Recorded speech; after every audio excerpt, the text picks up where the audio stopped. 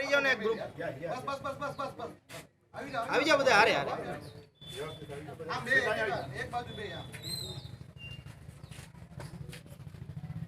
કાકા આ સાઈડે જોઈ લેજો જરા હા એમ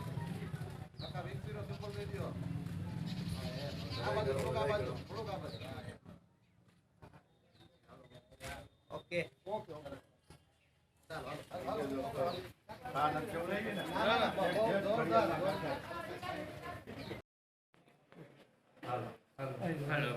हेलो हेलो मन ऊपर ऊपर जरा कहीं है यार कैमरा तो नीचे राख दो हेलो थैंक यू आपको हेलो થઈ ગયું નીકળી જાવ બાકી હું છું 60 વર્ષ થયા આ જગ્યાએ છેલ્લી 3 લોકસભા 2004 2009 2014 હું લડ્યો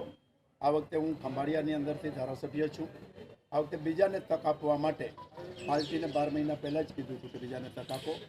લોકશાહીનું પર્વ ઉજવવા માટે હું મારા પત્ની મારો દીકરો મારી દીકરી સાથે આવ્યા છીએ અને લોકોને અપીલ કરીએ છીએ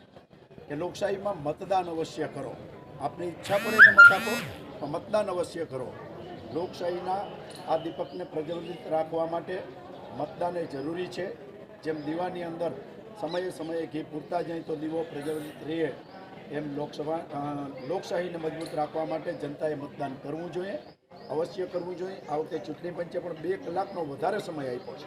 11 કલાકમાં 11 મિનિટ જો આપણે દેશ માટે ન કાઢી શકીએ તો પછી રાજકારણીઓને ગાળો દેવાનો આપણે કોઈ અધિકાર નથી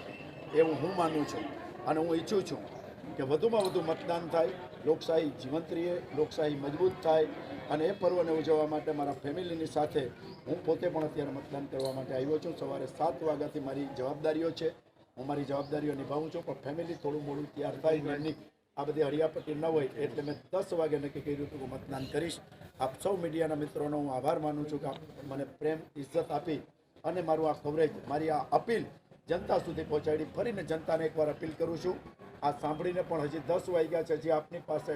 8 કલાક જેવો સમય છે આપ અવશ્ય મતદાન કરી અને આ દેશની લોકશાહીને મજબૂત કરો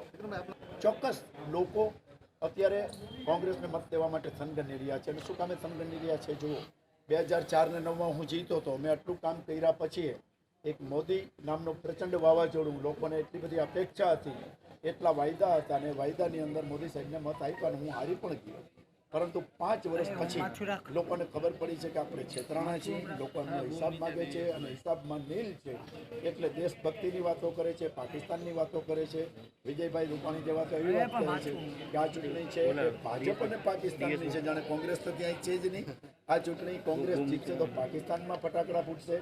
આવી વાહિયાત વાત જ્યારે ગુજરાતના મુખ્યમંત્રી કરતા હોય ત્યારે હાસ્યાસ્પદ લાગે એમને એમના કામ ગણાવવા જોઈએ એમની સિદ્ધિઓ ગણાવવી જોઈએ અને એ રીતે મત માગવા જોઈએ કોંગ્રેસ જીતે તો પાકિસ્તાનમાં ફટાકડા કેવી રીતે ફૂટે હું નથી સમજી શકતો આ દેશની આઝાદી માટે પણ અમે બલિદાનો આપ્યા છે આઝાદી પછી પણ અમે બલિદાનો આપ્યા છે અને આજે પણ કોઈ પણ જાતની લાલચ કે લોભ વિના વિક્રમ માડમ અડીખમ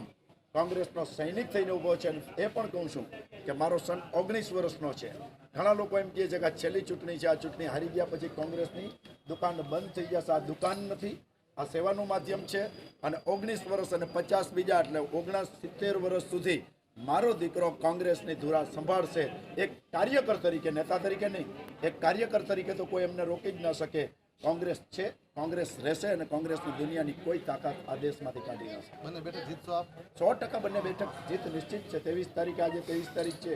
એક મહિના પછી 23 તારીખે કોંગ્રેસ